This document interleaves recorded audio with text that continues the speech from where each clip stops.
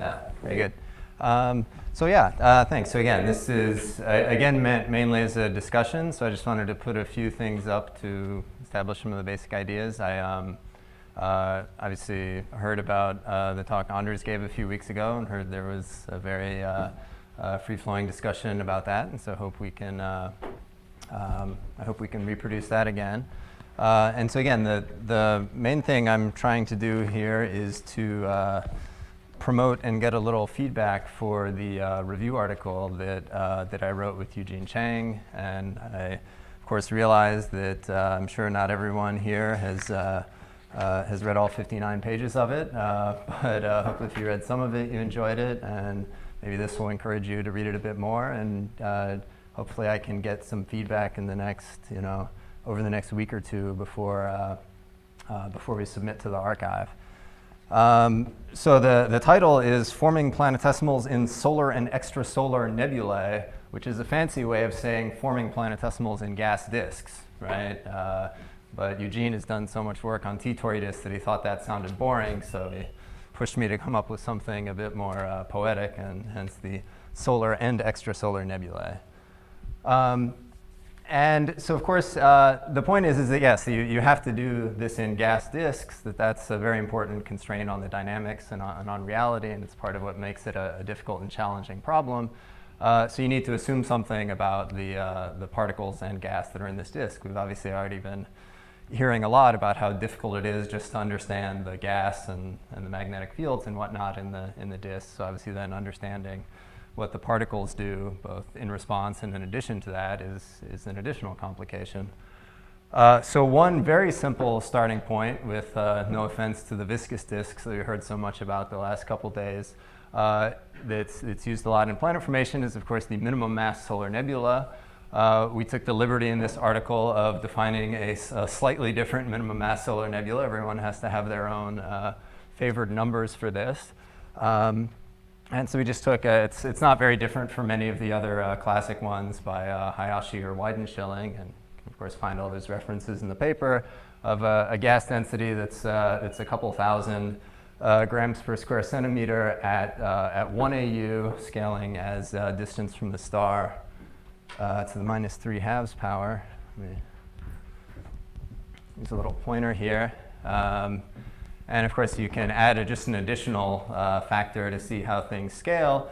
And then, of course, there's the surface density in solid particles. And of course, that's something you have to be a little bit careful. What do you mean by solid particles? Often you're referring to particles that are in a specific size range, and not all of them. So there's a lot of, so you have to be very, very careful with what you mean by that. And so this now has has this value here. It's normalized to 33. And then in addition to the fudge factor for the total mass, there's now an additional fudge factor for the metallicity, or solids to gas ratio. And the thing we've done here is to normalize this not to the standard Hayashi values, which I'll sort of remind you are a jump of a factor of, I believe, 4.2 at the ice line for water. Here we've taken values which have, I guess, a bit less water ice, and also take into account the methane ice line. This is from the recent estimates of both, I guess, the revised abundances in the sun, plus detailed calculations of condensation chemistry in the disk. And so they then get these condensate fractions at protosolar abundances, which translate to putting this number here at 1 when everything is condensed out, which means temperatures below 40 degrees Kelvin. And that sounds like a very low temperature, but of course, if you go to these very passive flared disks, and again, this is probably a lower limit for the disk temperature, of course, ignoring shadows, which could possibly make it even colder. But this is a very cold temperature, so that means you would get this cold even just outside 12 AU, which is kind of a bit, obviously not the same thing you would get in a hotter viscous disk model. And yeah, then there's sort of an intermediate regime where you don't have the methane ice, but you do have the water ice. That lowers this value to about 0.8.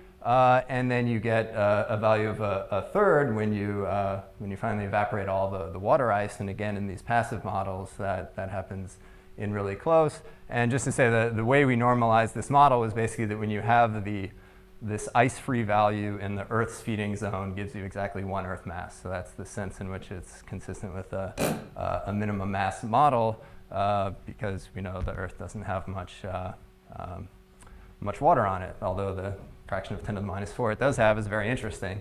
But the main point of the paper is not that these numbers are fixed and that we can measure them in the sun or the ISM and that will tell us what the disk is doing.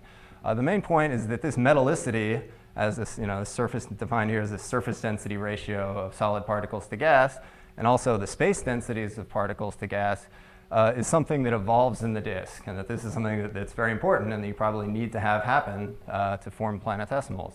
And so there's a range of processes that do this that we talk about in a bit of detail that happen on a range of length scales and time scales.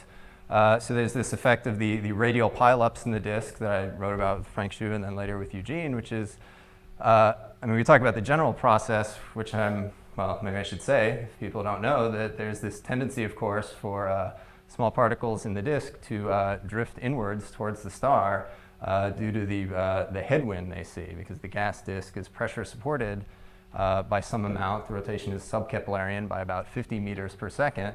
And then encountering that headwind robs small particles of angular momentum, causes them to fall into the star at a peak speed for things that are about a meter size or a bit sub-meter size. It's that same 50 meters per second. And if you're at 1 AU traveling at 50 meters per second, you'll reach the sun in only 100 years. So this is, in some sense, one of the catastrophic problems in trying to do planetesimal formation. But there's, one of the themes of all this is that, when life gives you lemons, you try to make lemonades. That even though lemonade, even though it's, overall you might think it's bad that particles are falling into the star, it turns out the mass flux from the outer disk is higher, quite generally. Just when you have particles that are small enough for Epstein drag, there's no real assumption needed about what the profiles of the disk are. That's not required. But that the mass flux is higher from the outer disk than it is through the inner disk.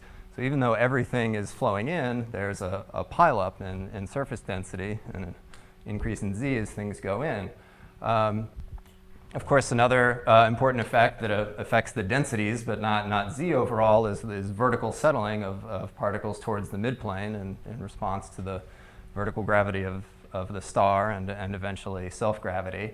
And then there's a side effect here that once you've started to stratify out the solids in the disk, then when, as photoevaporation is ongoing in the disk and you're removing gas from the surface layers, you're preferentially removing dust-poor gas, and then, in that sense, the vertical settling combined with photoevaporation can combine to give you an enhancement in the metallicity of the disk. And then these are sort of all more or less you can think of as global processes, but then it's also been very important in recent years, especially to consider the effects of more localized clumping that happens in some sense due to turbulence. And this has, of course, been a big breakthrough because a big stumbling block is that turbulence is something that stirs particles up and should act to decrease the particle to gas density. But it turns out it can also increase it. And this is true both if you think about the problem passively, if you just have some imposed turbulence field and throw particles into it and see how they respond. Because the natural tendency of particles is always to seek out regions of high pressure, right? That's why they're falling in towards the star, and that's why they'll also collect in perturbations in the turbulence. But then particularly interesting has been the finding that there's also a mechanism for active clumping, meaning that the particles themselves promote their own clumping through various drag instabilities, which I'll try to talk about how they work in a little bit, including the streaming instability. And of course, the goal of all this is that if you increase these densities and these density ratios enough, you can then trigger gravitational collapse and make bound greater than a kilometer size solid planetesimals and happily go on with the planet formation that Jack knows everything about. Go ahead. I'm just curious about this not depending on the profile. And does that require the profile to be flatter than 2, or does that just mean as long as the power law and linearity assumptions that the steeper the profile, the faster the increase in drift with radius, or what? Yeah, so let's see. There is a constraint on the temperature profile, which I should remember, but is not very meaningful. It's like temperature does not increase greater than the power of 2 or something, that it never is. It's nowhere. I mean, the expected ranges of the temperature profile being anywhere between, a half and 1 or a quarter and 1, those are all fine. The constraint on the surface density, as long as the surface density profiles are sufficiently close, you will get clumping, right? It doesn't matter what the profile is, it just matters that the particle and gas have a similar one. And so the sense of it is that you will get this pileup effect essentially unless it's already happened, right? Unless the particles have already left, right? So if the... you mean whatever's moving is giving to pile up as if you look at it in a Lagrangian sense? I mean, is it a Lagrangian sense or an Eulerian sense? The sense is that you can work out what m dot is as a function of r and get that m dot is an increasing function of r. Let's see, I could try to work this out, of course. I would certainly get close. I don't know if we want to take the time to do that now. We could quickly do it afterwards. Yeah. But the point is that for the surface density profiles, the only thing that enters is the difference of the particle and gas profiles. And again, the sense of that is that once the particles have already piled up, right, and they have a steeply declining profile, then you won't get more clumping, but you've already got it at that stage. So, right, because it's of course a transient thing. It can't always happen, but it happens. What happens if you have growth, which is occurring most quickly on the inside of the disk and more slowly on the outside, so that you actually form things and evacuate them on the inside? Does this model somehow take account of that? Oh yeah. So you're talking about if you have, yeah. So this effect of the pileups, obviously, you can describe it most simply by assuming right, and a part of this effect is assuming the particle size is the same, right? And then as they move through the disk, of course, even, right, and this is an important general thing, not just for this mechanism, that in many cases, right, you have a particle, it has a given physical size, but since how it behaves dynamically depends on stopping time and gas densities change, of course, the dynamical behavior. So in some sense, a meter-sized guy at 1 AU is going to behave like a centimeter-sized guy out at 40 AU. For this mechanism, the other caveat is, the one thing I said is that it applies for Epstein drags. When you get really close to the inner disk and you have the viscous Stokes drag regime, then that actually gives the opposite behavior, and this is a bit troubling, where you have a quick inside-out evacuation. And then I think what you're getting at is then, of course, you can build a model with more complications, where you have either a size dependence that's changing with time, and this is something that Stavinsky and Valigeas have worked on, these global models where the size evolution changes. And yeah, that's something you can work in. But, Sorry.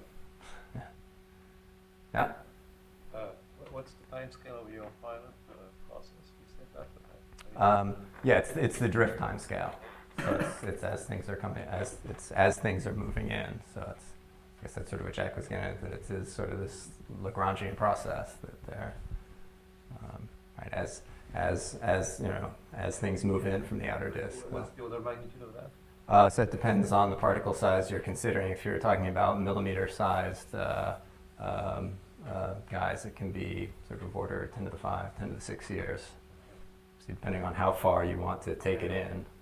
If you want to, it happens obviously quicker in the outer disk, because that's part of this effect, that the drift times are faster further out. So if you want to, if you want to drift things through. And this is, this is something that's generally a concern for observations as well. The fact that you have these very fast drift times of 10 to the 5 years or shorter for millimeter-sized solids, which the millimeter-sized solids are detected as these millimeter-sized excesses, and of course they know the particles are actually getting towards that size because of because they infer the opacities that show signatures for grain growth. And of course, this millimeter excess seems to persist for much longer than the local drift times. And this is, something that's, something that's definitely been commented on by K. Stallemond and others.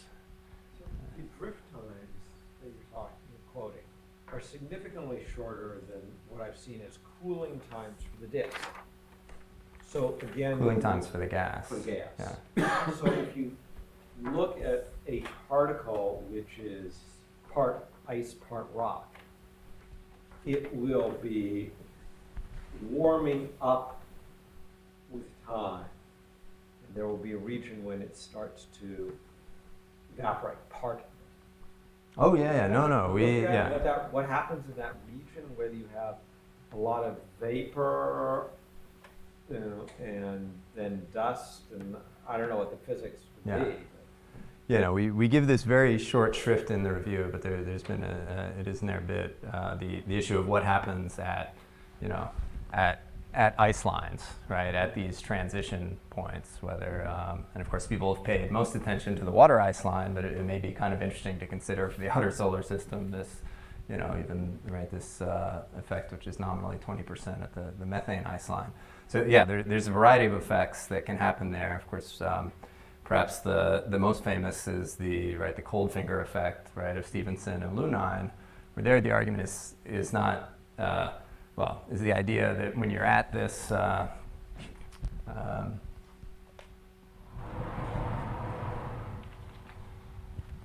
know why I'm doing this. I don't know what I'm actually going to draw, but if you have an ice line, and this is the inner disk where you have all the vapor, right? The idea that there's a diffusive effect, that the vapor in here comes out and condenses as solids, right? And then that creates a depression in if this is your row vapor or whatever. And so then there's diffusion that sort of keeps sucking in all the vapor and can lead to, in principle, a huge pileup of solids just outside the ice line. And of course, their idea was that the disk model was, of course, much hotter than this one, and they were putting their ice line at the location of Jupiter and saying that's why Jupiter forms there. But that's of course very interesting power effect. There's another effect as well, that of course these drift rates are a function of size, and so this is more getting at what you were saying, right? That if you have an object which is, has, stopping times that are, not super short, it's say, you can think of it as a centimeter, 10 centimeter, meter-sized guy, it whips through the disk, it's a dirty snowball or something. When it then gets inside and starts evaporating, okay, the vapor will go off, right? But then if there's a bunch of rocks that are embedded in that, those will then break up, right? But because it's now in smaller things that are more tightly coupled to the gas, right, the flux coming in will greatly exceed the flux leaving, and so you could get pileups on both sides of the ice line from those two effects. So yeah, no, certainly ice lines can be very important, in getting these enhancements and seeding the sorts of dynamical processes that we talk about. Obviously, Doug Lynn has paid a lot of attention to ice lines. It's one of his favorite topics. Going back to Richard's point, is it possible to imagine that you're sort of forming centimeter-sized objects sort of synchronously enough across the disk that the radial pileup isn't going to suffer from possibly things happening faster in the inside, and is there a size constraint on whether that will work? I mean, no. Form things quicker than vertical settling with perfect accretion at the V. Yeah. The V. So yeah, there's certainly a concern that some process that requires coherence and a uniform size distribution, right? You can say, oh, well, what happens if you have a very broad size distribution?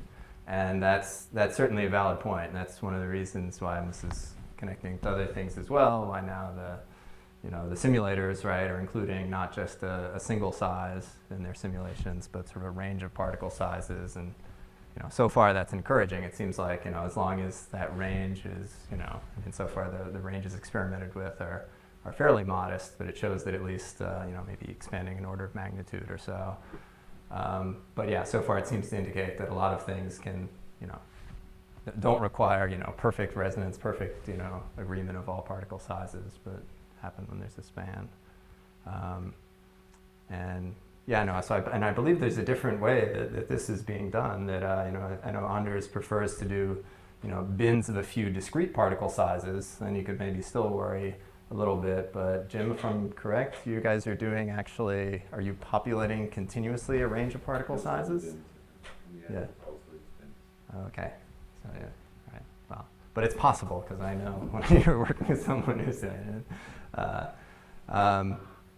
So yeah, you can, and so yeah, this is something, that is being investigated and will still be investigated. Although the one thing you can point to is, of course, and this is something I'm sure Jeff Cusley will talk about a lot, you can take a lot of guidance from meteorites, which are dominated by chondrules, which do have a very narrow size distribution.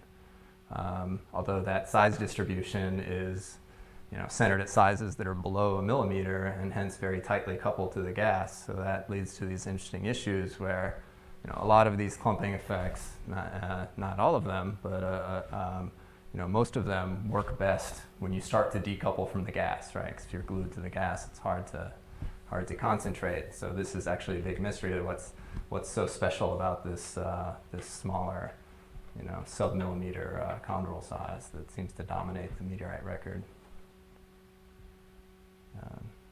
What's going on in the outer regions? This is obviously good for increasing the metallicity in the inner regions to form planetesimals there. But is that depleting? Oh yeah. Low metallicity in the outer regions, because we know that planetesimals exist there. Well, yeah. So in some sense, it's actually the inner disk that needs help. Like the outer disk is sort of doing okay, in the sense that one, it has all these extra ices, right? Two, you don't, right, if you believe this general picture we're talking about, where the idea is particles grow to a certain size by collisions, then they can start to decouple and take part in these dynamical clumping processes. The size, this is the point I was saying, that the size you have to get to decouple is much smaller further out because of the lower gas densities. So in a lot of ways, this, what's going on is, right, basically things are sort of a lot easier in the outer disks. You may not need as much of the pileup effect, but you may get some of it anyway. I can try and have everything, I suppose, that, right, because you can observe disks that are many hundreds of AU in size, right? So you still have, a few decades to go before you're, before you've hit the Kuiper belt or something like that. So something that came up when Anders gave his talk in the conference a couple of weeks ago was that for the minimum mass nebula, possibly not using this chemistry model, I'm not sure, that you needed to wait for... Well, it's a local box, so there's you could sure. scale it to anything, Sure. but yeah. There's a question about what metallicity you require in the absence of turbulence in order to get this to work, in particular as clumping and gravitational instability model. Is that something you comment in your article about? Oh, yeah. Well, I mean, they were coming out, and I was working on both of them at the same time. So we definitely worked in the reference to the work Anders talked about, which is again an important one, because it was talking about these clumping mechanisms, together with the vertical stratification, right? So putting those together. And so I don't know, maybe just to review for the people who weren't there, he was showing that, this isn't really what I was going to get to there. We don't have to go through all this, because I think everyone knows what Q and rho is, but the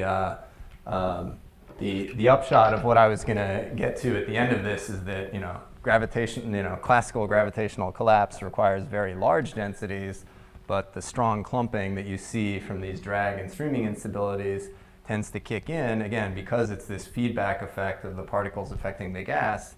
It happens when the particle density is just bigger than the gas density, which is like a much lower hurdle than actually getting all the way to sort of Roche densities or things that would trigger gravitational collapse.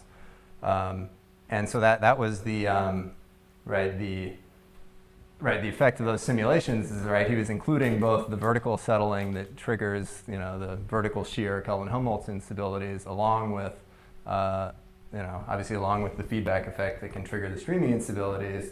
And so we found that there was a metallicity threshold, which was different units. His was not a Z relative, but a Z absolute. But if you translate that, he was finding that, for the, these surface density ratios, that when he went from, when he had 0.01, which sort of nominally sounds about solar with all the caveats about you're putting everything in centimeter-sized guys, that at 0.01, the effect of sort of the vertical settling and streaming instabilities didn't allow this. It kept the particle densities in an average sense sort of just below, right?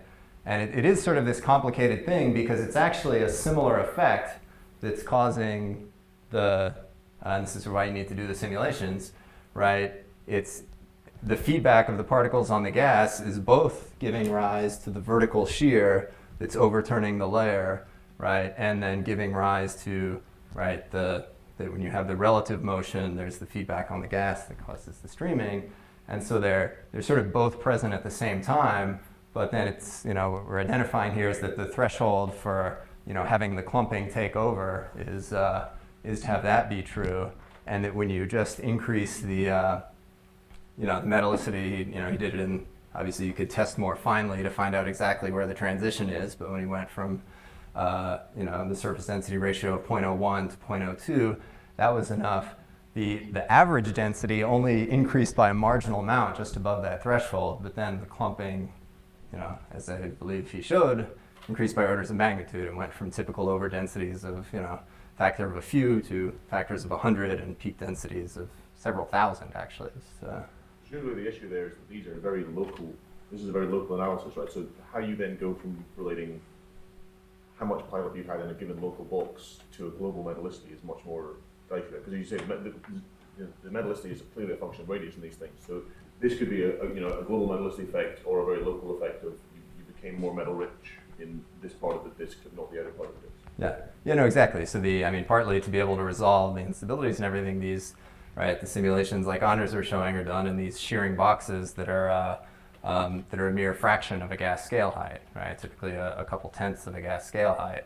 So, right, the fact that, you could argue that, even if 0.01, if you assume there's also a lot of dust and other that's actually very supersolar, that, again, that doesn't mean it just happens. It just means that, okay, this patch is one of the patches in the disk where, where these sort of pile up or other processes happen. But again, the photoevaporation should do it over fairly large regions of the disk. If it, The photoevaporation idea is that you're growing large bodies which are susceptible to very rapid migration through the disk, and the photoevaporation takes many millions of years to operate to change global metallicity enhancements. yeah. And I don't think you can keep centimeter-sized or decimeter-sized objects in the disk for that length of time. So that you're waiting for the metallicity enhancement to arise by removing the gas. Yeah. So I'm not quite sure how that would, how you would hold the stuff in the disk. Yeah, no. You're right. This is something that keeps people awake at night, right? They want to, right? They want to make their planetesimals as quick as possible, and be safely at home and get there. But it's not. Well, one, it's not clear you have to do that, and two, it's not observationally clear that that's what happens, right? Because again, there is, and it's slightly mysterious, but that there is this millimeter excess that persists for millions of years, and is at a level that's consistent with the minimum mass solar nebula. A lot of the suggestions are that, one is if you have very vigorous turbulence, you of course have some diffusion that keeps things alive. That would still be a lot of loss first time. The other idea is that you can have, there's a balance between growth and destruction that keeps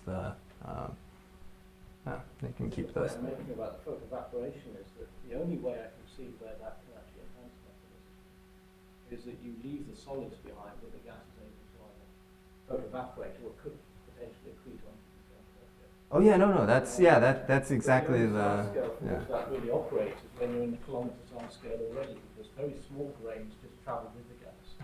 So they would be either photoevaporated if they're 7-micron size. Yeah. The creep of the gas onto the central star.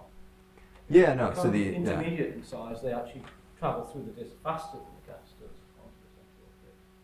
And the only time that you actually get solids just kind of hanging around in, you know, without actually migrating at all is when they're already quite big in a sense. Yeah. I mean, I guess the point there is that the timescale for gas removal by flood evaporation or whatever mechanism is always roughly the disk lifetime, so it's long. Yeah. The only reason I think you might be able to invoke flood evaporation is the Orion proplyds, which have extremely high mass loss rates and they're potentially shorter than their disk lifetime. But I think more generally, you always remove gas, whichever way you do it, on million-year timescales, not on very short timescales in the regular disk. So I kind of agree. It's difficult to get the centimeter stuff to hang around long enough for this rapid transition. Yeah. Yeah, no, I agree it's difficult, but I'm just saying it may happen, right? And there's lots of lines of evidence for it, right? The spread of ages in the meteorite population is actually a few million years, right? So that's pointing to the fact that, right, I mean, for people who are maybe not aware of this, you can do, you can get relative ages from short-lived radioisotopes like aluminum-26, and actually very recently you can do sort of very high precision absolute ages with lead dating. And a lot of those seem to be consistent with the fact that you know, these chondrules that dominate the primitive meteorites, as well as the CAIs, which are another class of inclusion, which were heated even more violently. They're the ones that are famous for giving the age of the solar system, for being the oldest things that you can date precisely. Anyway, that they combine, these objects have a spread in ages that lasts a few million years, which is what we think is the entire disk lifetime. So. I mean, that's one of the most amazing, I mean, we didn't emphasize that too much. I mean, I think this is one of the more amazing coincidences, facts, whatever, in all of science, that you have these astronomical observations that are, you know, measuring these, you know, infrared and millimeter excises from disks, and then you have people sitting in a laboratory doing, you know, measuring isotopes in rocks, and they're both coming up with the same number for what's the time scale for planet formation. So. You know, we're obviously here worrying about the details and that things don't work, but that's in some sense one of the great successes. Right? If you want to preserve things by growing in comminution, you're trying to preserve things for at least an order of magnitude longer than the drift times, right? More like 2. And that means you need 90 to 99% of the material, of the mass, in sizes that are either so big that they don't drift radially or so small that they don't drift radially. Yeah. And that's not the millimeter stuff Yeah, you and see. and then what does then these, valid point that then the disk masses that are implied from the millimeter excess could be very low, and then if you, of course, push them much higher and add a full complement of gas, you're then talking about violently gravitationally unstable disks. So yeah, no, these are all these are all issues. So of course, the millimeter excess has come from tens of AU. Right? They don't. Yeah, they're not actually getting know what's going on at everything. 1 Yeah, AU. they are getting more of the outer edge, where if anything, I mean, so if you don't see the millimeter excess, you could say, oh, there still could be plenty of solids that have, you know, drifted further in. But if you imply a large mass further out, then I think it's important to remember that that's just a lower limit for the solids. But of course, you don't have to add the full complement of gas to the solids you measure, which is what people usually do. Right? That could be different. Although I guess there's this recent paper that Richard Alexander pointed me to. This was happening at the conference the other day, that people with the same names were sitting right next to each other, so you can't just call them by first name. 2 Chris's. I don't know, this is sort of relevant. I don't know if you want to bring this up. These measurements of, EUV excitation of molecular hydrogen. Yeah, last week, I don't know if you saw it, but this was a HST disk survey of a number of T-Tauri stars and young debris disks. And they were looking for fluorescently or warm H2 in the inner disk from the UV light. And the conclusion was basically that all of the accreting T-Tauri stars had detections they only detected up to thick layer. It's not too thick if you've got anything at all, so they detect a thin layer or nothing at all. And they detected perfect 100% detection of accreted P-tower stars, and no detection, all upper limits for the weak line P-tower stars and debris disks. And the upper limits on the surface density were 10 to the minus 5 grams per 10 to the minus 6 grams per centimeter, which is at AU radioactive gas, which is an incredibly low surface density limit. And it suggests that when you get rid of the gas, you really get rid of the gas extremely efficiently. I guess after the HSC servicing mission, we're going to see an awful lot of these things come out, because this was the last day of its disk before it died. But also the new spectrograph is 1,000 times more sensitive. So yeah. So it's actually the one thing I didn't finish writing up on the board, but one of the things I wanted to go through, just because I'm at Cambridge and I'm on a chalkboard, was one of the things we put in the article. It's actually a new, not maybe completely new result, but at least a new analysis that was sort of born out of the fact that when I, give a lot of talks, people say, okay, well, the streaming instability, it's pretty, but, how does it really work? Like, what's your, the MRI has, stretching springs in a Keplerian disk. Like, what's your sort of equivalent? And, well, the upshot is we're not quite there yet. It's one of the reasons it's quite complicated, at least for the streaming instability, is that you have these two components of gas and dust, and that the instability actually only arises when you have all three components of velocity. So a toy model with that many variables gets a bit difficult, but some progress was made actually by a model for drag instabilities that's somewhat simpler and has analogs for the streaming instability as well, and that's this paper by Goodman and Pindor, which I've there abbreviated as GP00. And we sort of go through in the paper a bit what are the differences between that drag instability and the streaming instability. Basically, they were instead of looking at things microscopically and like getting into the midplane and looking at the actual drag coupling on a microscopic level of particles versus gas, they were sort of treating the midplane layer itself as sort of a single fluid.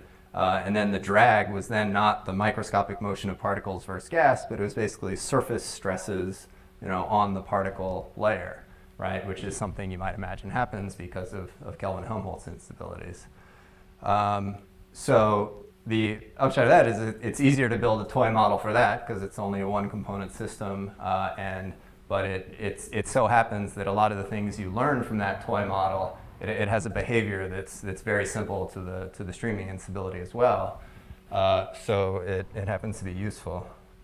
So let me say what it is. The model is so simple that I can even write it down. And it basically describes the evolution of just the one-dimensional surface density and velocity. Or I guess you could, of course, it's one-dimensional. I guess you could also call it a line density, but people don't normally do that in astrophysics. So you all you have is a continuity equation, and I'll put little primes on the perturbations here because the idea here is to identify a linear instability. And so, of course, the continuity equation, you get divergence of sigma v. And that divergence has two pieces. It's got the background surface density times the velocity perturbation, and then, of course, background velocity times surface density perturbation. Is that right? That's a good continuity equation, yeah. And then you have a momentum equation with a usual advection term, b naught dv prime dx, right? And then this here is g. It's a constant acceleration, which in this case, in this 1D model, it's meant to mimic the effects of Coriolis forces and everything and all the constant accelerations. So you can just sort of accept it's that there. And then you have your drag force, which is some drag coefficient. I really shouldn't have called it nu, because nus and v's together are a disaster, but I don't want to change now. And the key point in all this, and this is what this toy model reveals, is the reason you get an instability is because your drag coefficient is a function of density, right? So the idea is when you start clumping particles, you have a perturbation to the drag force. And that's, of course, proportional to the velocity. In this case, right, we can break this down into the two components.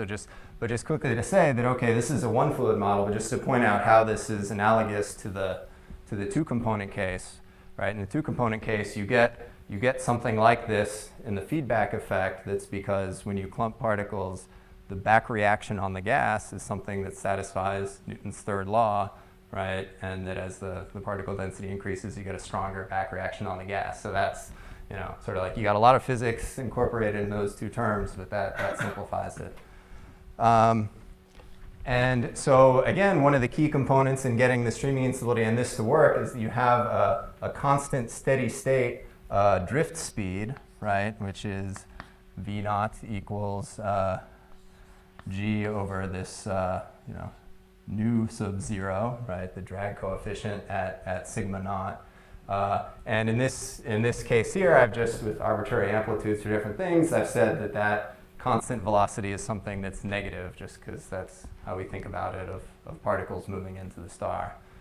Right, so I guess when you do that, you can then put this right-hand side, the constant term goes away, and then you get, right, two pieces from here, which you can write as, right, the 0th order drag coefficient times the perturbed velocity, right, and then the linear perturbation of the drag coefficient, right, which times the perturbed surface density. So there's a sigma prime over sigma naught, and we can just write this perturbation as a delta nu, right? And then you can write that as G or V naught, nu naught, however you want to write it. It doesn't. We won't go further. So the point is now that you have right. If you take these two guys. Right, you've got a simple linear system of two variables, and I'm sure there's many people here who could just do this in their heads and show that there's a robust instability that actually doesn't depend on the sign of this guy. All that matters is that it's non-zero, right? And again, what this is, because this is what we're going to say is important, this delta nu here is the right, how it's exactly defined, well, it's dimensionless, so I know it has to be the right, d log drag coefficient d log sigma, right? So it's how does the drag coefficient vary with surface density, and that it doesn't matter the sign of it, it just matters that it does. So one of the ways to do this, and I won't carry you through this part in grueling detail, but hope that I've established enough that this is a simple model that you can start believing me at this point. The idea is to say, okay, just impose a linear surface density perturbation on this, right? And then just ask, what is the velocity response to that, right? And so it turns out a useful way to do this is to, you could of course work out that response exactly from this, but it would sort of be a quadratic and not very intuitive. So you can actually work out what that response is to different orders in this delta nu, and it's still a linear analysis because you're only keeping the linear perturbations in this guy. And so the first order response here is given by this this v1 prime blue curve here. So I hope no one's colorblind and can't tell the different curves apart.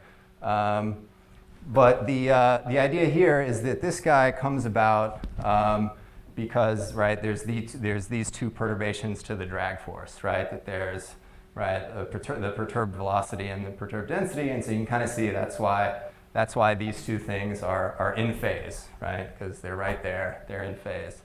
And so this effect, you can describe this effect simply as the fact that your drift speed, again, because this inward drift is negative, that the drift speed is slower in the dense clumps, right, and faster in the underdense regions, right? And so this is, again, something that we actually know that happens in actual disks.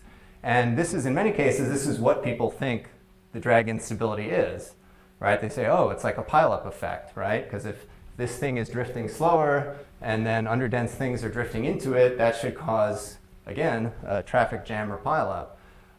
The only issue here is that that is not a linear instability, right? That sort of pileup is a nonlinear wave steepening effect. And that's sort of what these arrows show here, right? These arrows are just showing the mass flux, right? And so, right, because here the velocities are negative, so there's a negative mass flux. So here you can kind of visualize that the effect of this linear velocity perturbation, it's actually shifting the mass towards the density zeros, not towards the density peaks, right? So really what it does, and you could work this out from the continuity equation, is it just gives you an extra oscillation, an extra phase speed. So what the actual instability then is, which is slightly complicated, I'll admit, but I just want to say it, is that you then have, right, you have this oscillation, and so it's the time dependence of the oscillation then has to balance a drag force, which is the second order velocity, right? And so because the oscillation is biggest where things are zero, right? When you're at a maximum, you're at sort of a stationary point and pretty flat, but your accelerations are larger at the zeros here. That's where this second order velocity is largest, right? And so then if you look at what the mass flux is to the second order velocity, you see that it's always bringing you towards the density peaks. It's reinforcing the initial density perturbation, and that's what the linear instability is. And so this then has, and so again, the point is that this has many similarities to the full streaming instability case, starting with the fact that you have to have a background velocity, right? If there was no, right, the background velocity is entering here. You could easily show that if that's not there, nothing happens.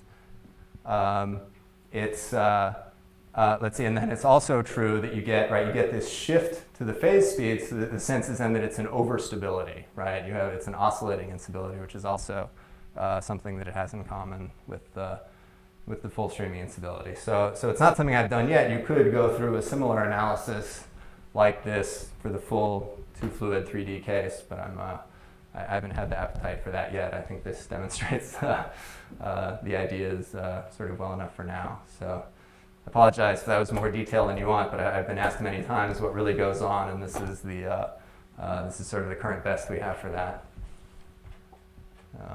Sorry. What's that? What's the growth rate? Let's see. I mean, yeah, there aren't many dimensional qualities here. It's, let's see. I think if I can say something intelligent about what it is other than just reading you the equation that we worked out.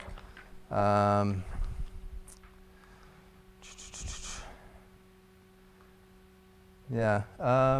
Always unstable.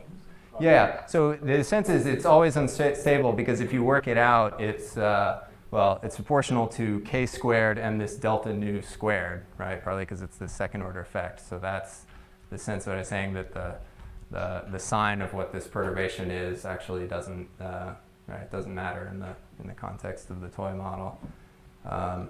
Yeah, I mean, this is such a simplified model that I'm not sure the growth rate has much real meaning. I mean, it's just the quantities that the few quantities you've defined here.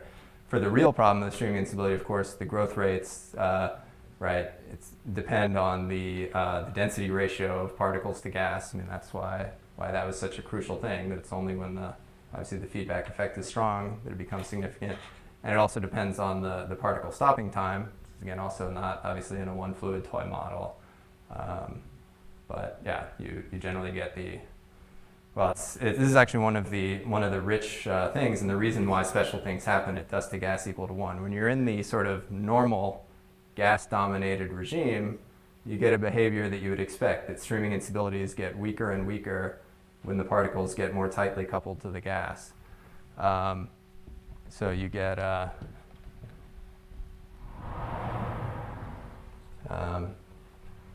This is still something it's a bit of a mystery and would be good to explain in more detail. So let's see if we just want to talk about growth rate. This is peak growth rate for the peak growth rates happen at very large KZ, or I guess KZ, as you say here. So very small vertical wavelengths and some fixed radial wavelength.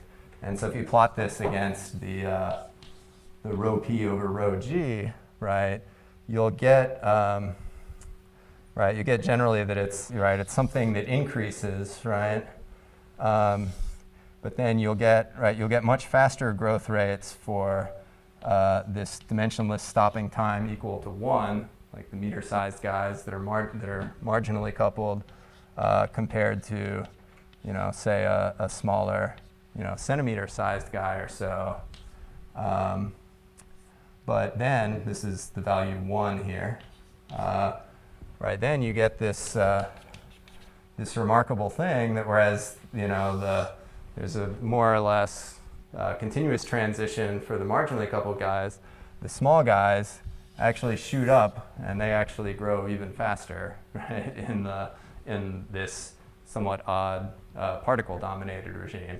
So this is sort of one reason to think that getting particle to gas densities equal to 1 will, in some sense, always cause interesting things to happen, because there's always going to be this strong feedback and a strong linear instability, although there is the caveat that one of the reasons it's able to start doing this so fast is that it's going to shorter and shorter wavelengths. So this is, again, what the simulations are needed for to answer this crucial question, right? The simulations have shown that you can get very powerful clumping for these stopping times of 1, maybe even down to 0.1 now. But the question is, can you extend it to 10 to the minus 2 or even 10 to the minus 3, which is where you expect millimeter-sized, chondrule-like things to be. And that's a challenge both for the physics and especially for the numerics. So. How small would the vertical scale be if you went to those small sizes? I mean, from the analytic. Oh, yeah. So the natural length scale here is, well, in the lingo we use, it's eta r, which is basically a factor of h over r smaller than h, right? So it's a pressure support scale length. So then it's basically that guy times your dimensionless stopping time there. So as that gets smaller, it gets smaller and smaller still. So the eta r by itself is something like 10 to the minus 3 AU or something, and then you're talking about getting another factor of however small you want to go below that. And obviously viscous diffusion across that length scale gets faster and faster if you have other things. Is natural growth time like a time scale, like a stopping time?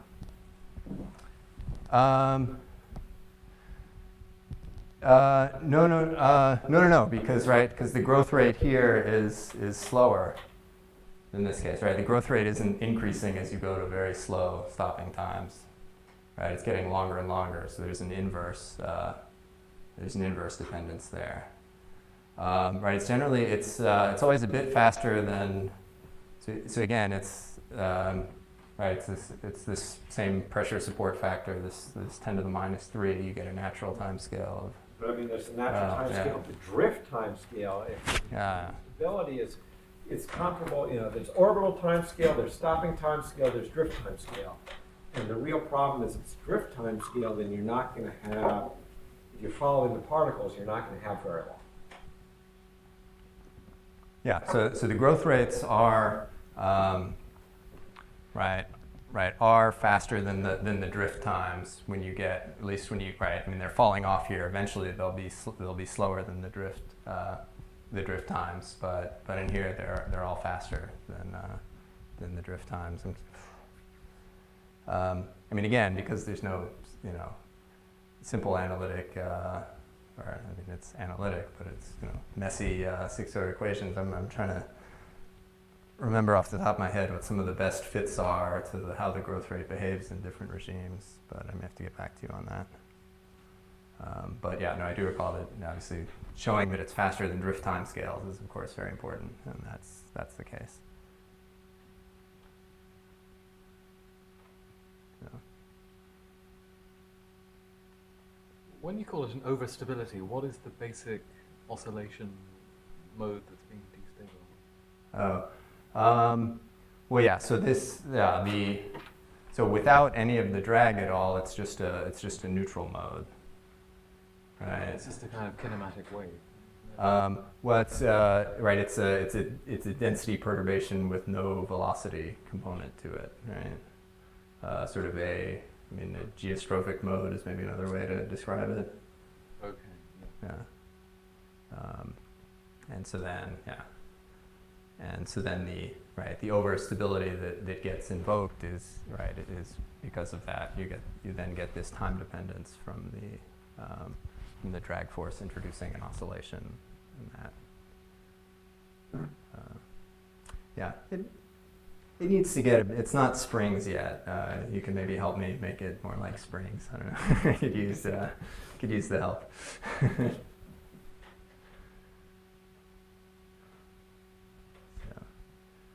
Figured that would quiet people down a bit, going through second order expansion in toy model. You can go back to the minimum mass solar nebula. That's more entertaining.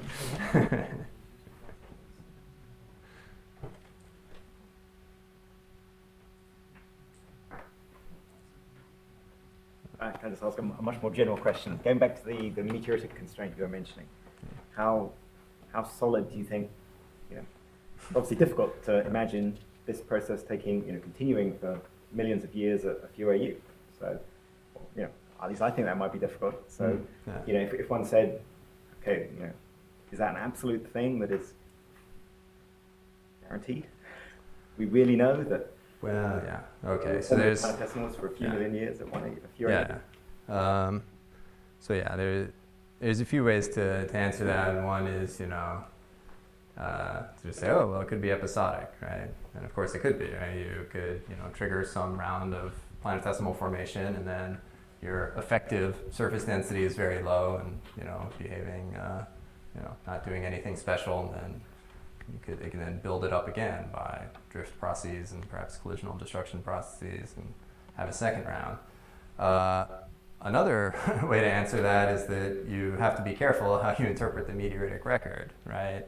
The fact that you date something and it's the oldest thing you know about doesn't mean it's the oldest thing there ever was, right? So there's some controversy and debate over whether, right, the primitive meteorites we see are actually, they're pretty primordial, but are they really the first things? And, of course, normally people don't want to emphasize that fact, because, of course, you're studying meteorites, you want them to be the most important primordial things. So, of course, I then have a motivation for saying they're maybe not primordial, which is one of the things I'm working on now with Chris Thompson, is an idea that you can, have the chondral heating be something that happens in sort of hot convective atmosphere of a low-mass protoplanet. People have sort of thought of this before for Jupiter, but it actually turns out even for something the size of Moon or Mars, you have your Bondi radius for the gas is, you have a bound atmosphere, so the Bondi radius exceeds the radius of the planet. This thing is accreting, right, because that's what protoplanets do in a disk. That's enough to drive very strong convection, and the temperatures, just sort of naturally from hydrostatic balance and convection, will at the base of these atmospheres exceed the temperature to melt silicates, and you can get pretty rapid time scales.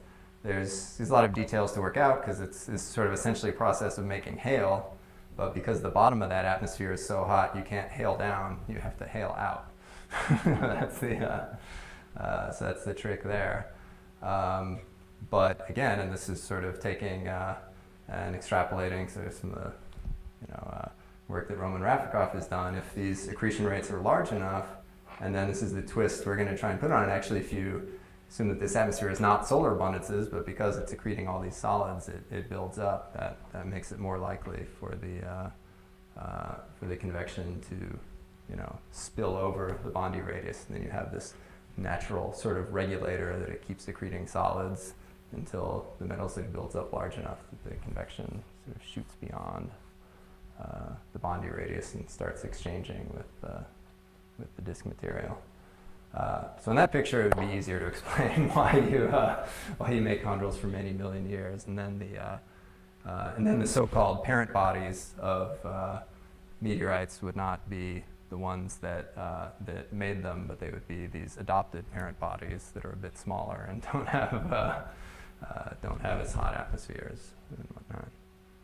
So, but I wouldn't get too excited about that. Every theorist has their own model for chondrule formation. Their graveyard of astrophysics is littered with chondrule formation theories. So.